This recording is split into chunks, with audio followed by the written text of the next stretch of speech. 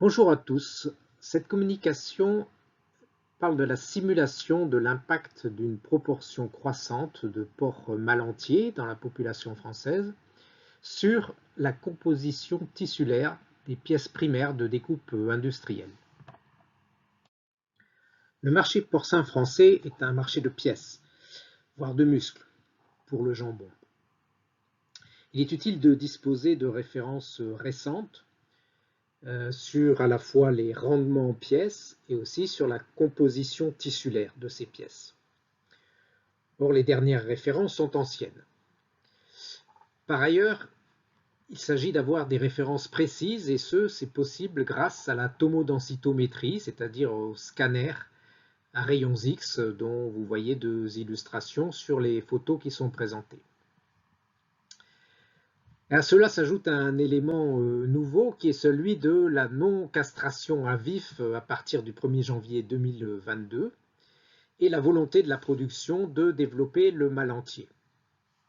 C'est pourquoi dans cette étude, nous avons envisagé 3 scénarios reposant sur des proportions différentes de mâles entiers dans la population. Pour cet essai, nous avons utilisé un échantillon de 180 porcs uniformément stratifiés selon les 3 types sexuels. 60 femelles, 60 mâles castrés et 60 mâles entiers. Nous avons aussi prélevé un cartilage d'oreille pour analyser le gène allotane a posteriori, compte tenu de son importance sur la composition corporelle. Puis les carcasses ont été classées au TMP, au taux de mus des pièces, selon la méthode ImageMeter, sur la ligne d'abattage. Après une nuit de réfrigération, les carcasses ont été transportées à la station expérimentale de Romillet, où elles ont subi une découpe industrielle normalisée. Vous pouvez voir sur la figure en bas à gauche à quoi ressemblent les pièces issues de cette découpe.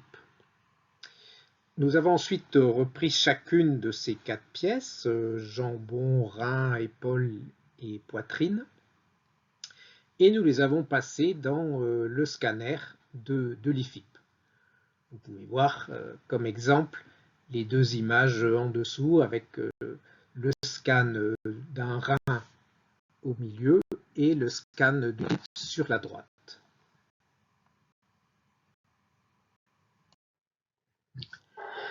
Nous en arrivons maintenant à la partie résultats. D'abord, l'effet du sexe sur la composition des pièces de découpe. La première observation est qu'il y a une différence significative sur les pourcentages de muscles et de gras de l'ensemble des pièces. L'histogramme qui se trouve sur la droite montre, si on regarde globalement les 3 sexes, que la hiérarchie est d'abord les jambons ont la teneur en muscle la plus élevée, puis le rein, donc qui est la longe avec la bardière, puis ensuite l'épaule et enfin la poitrine. L'écart le plus important entre les extrêmes, jambon et poitrine, représente de l'ordre de 20 points de pourcentage de muscles. Si l'on regarde maintenant plus finement à l'intérieur de chaque pièce, donc en bleu sont représentés les mâles castrés, les femelles en orange et en gris les mâles entiers. On observe que la hiérarchie est toujours la même, quelle que soit la pièce de découpe. Les mâles castrés ayant un taux de muscle inférieur à celui des femelles, qui est lui-même inférieur à celui des mâles entiers. On peut également observer que les femelles sont plus proches des mâles entiers, sauf pour la poitrine, où là ils se rapprochent des mâles castrés. La différence maximum entre 2 types sexuels est de 8 points, ce qui est très important, et c'est la différence dans la poitrine entre les mâles entiers et les mâles castrés. Également, on observe une différence de la teneur en os, là qui n'est pas représentée, avec les mâles castrés et les femelles qui présentent une teneur en os inférieure à celle des mâles entiers dans le jambon. Et pour ce qui est de reins, épaules, poitrine, les mâles castrés sont inférieurs aux femelles et aux mâles entiers qui ne sont pas significativement différentes. Donc, dans les deux cas, on a de toute façon les mâles entiers qui ont une teneur en os toujours significativement supérieure à celle des mâles castrés. Simplement, la position des femelles dépend de la pièce. Nous avons envisagé 3 scénarios reposant sur des proportions différentes des mâles. Dans tous les cas, bien sûr, la population française conserve ses 50% de femelles. Donc, sur le premier scénario envisagé, c'est le scénario passé, donc sur lesquels les mâles, qui représentent 50% en proportion de la population, étaient intégralement castrés. Le scénario numéro 2 correspond à la situation actuelle dans laquelle il y a une partie des mâles qui étaient castrés et une partie des mâles qui étaient entiers. Et enfin, le scénario 3, un scénario extrême du futur dans lequel l'intégralité des mâles serait produit en mâle entier. Alors, dans les diapositives qui vont suivre, j'ai étudié les scénarios extrêmes, les scénarios 1 et 3. C'est-à-dire, on est passé de la situation passée où on était à 50% de mâles castrés à une situation future où il y aurait 50% de mâles entiers dans l'ensemble de la population. Donc une substitution intégrale. Alors cette différence entre les deux scénarios est représentée pour la teneur en muscles par pièce sur l'histogramme. On voit bien évidemment qu'il y a une hausse de la teneur en muscles, mais que cette hausse n'est pas constante et dépend de la pièce. Elle varie de 1,6% dans le jambon à 4,1% dans la poitrine. En continuant sur cette même comparaison, mais en l'élargissant aux autres tissus, teneur en gras et teneur en os, voici ce que l'on observe. On observe donc cette hausse de teneur en muscle qui est représentée en bleu de la même façon sur les histogrammes. Et là, j'ai rajouté les teneurs en os en gris. On voit qu'on a aussi une petite hausse de la teneur en os pour chacune des pièces. Et puis, en dessous de 0 en orange, on a donc une baisse de la teneur en gras qui vient compenser ces deux hausses, à la fois de la teneur en muscle et de la teneur en os.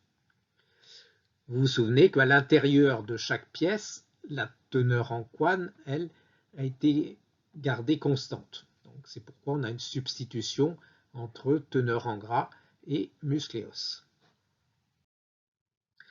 Enfin, le dernier résultat concerne les rendements en pièces selon les scénarios. Donc toujours la différence entre le scénario 3 et le scénario 1.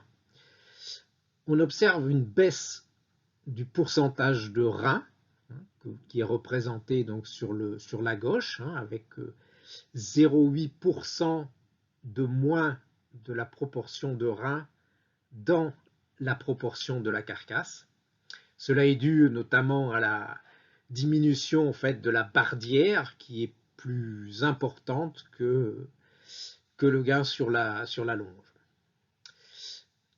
On a également une diminution de la poitrine, une stabilité du jambon, une légère hausse de l'épaule, mais surtout une augmentation de la proportion de tête qui est de 0,6%. Bien entendu, ici, les différences sont moins marquées que pour la composition tissulaire, puisqu'on a des pièces qui sont, sur lesquelles il y a à la fois des évolutions contrastées sur les différents tissus. En conclusion, nous avons d'abord développé une méthode d'estimation par tomodensitométrie des 4 principaux composants tissulaires, muscles, gras, os et quan. Ensuite, à travers cette étude, nous avons confirmé l'effet important du sexe et de la castration sur la composition des pièces. Enfin, concernant les conséquences d'une proportion croissante de mâles entiers dans la population française, elle conduirait à, d'une part, une forte augmentation des teneurs en muscles, dont l'impact le plus fort se trouve dans la poitrine et le plus faible dans le jambon.